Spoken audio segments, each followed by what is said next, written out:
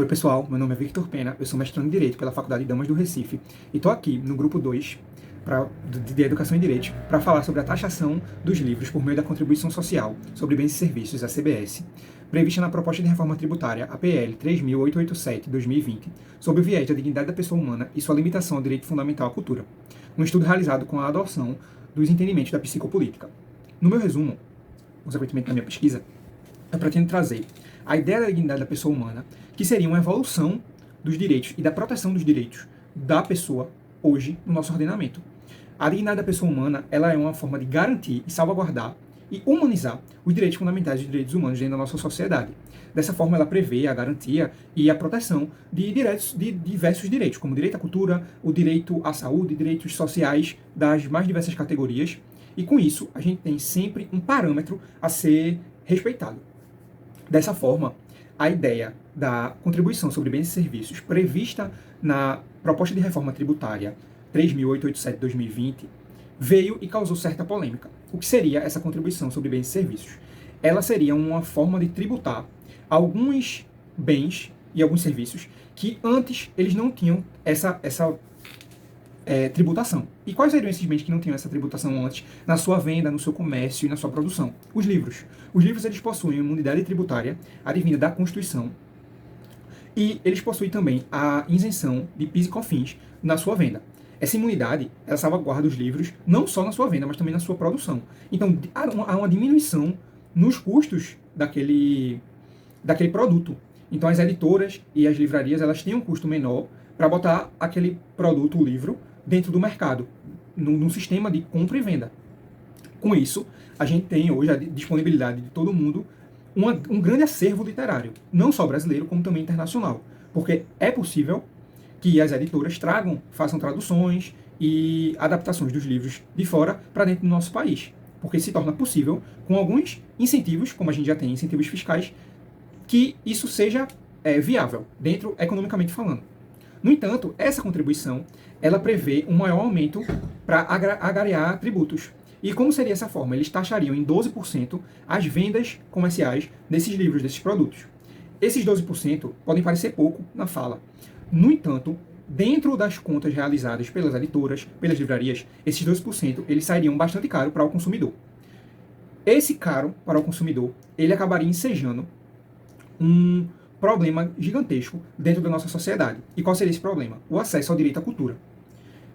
O acesso ao direito à cultura, ele é protegido pela dignidade da pessoa humana. O princípio da dignidade da pessoa humana, ele salvaguarda aquela cultura, o desenvolvimento cultural. Os livros, eles são muito mais do que só a cultura. Os livros, eles permitem a gente desenvolver o senso crítico, eles permitem a gente desenvolver conhecimentos, a gente se educar, a gente aprender, a gente ensinar. Então, encarecer esse material seria uma ofensa ao princípio da dignidade da pessoa humana ou uma real divisão social dentro do que a gente tem hoje como governo. Para realizar essa pesquisa, eu me utilizei de autores que falam sobre a cultura hoje na nossa sociedade, e o principal deles é o Byung-Chul Han, que ele traz tanto a ideia da hiperculturalidade quanto a ideia da psicopolítica. Daniel Sarmento, que fala sobre a dignidade da pessoa humana de uma forma bastante exemplificativa e trabalhada, e também Antônio Oswaldo Scarpa, que traz a ideia dos direitos sociais.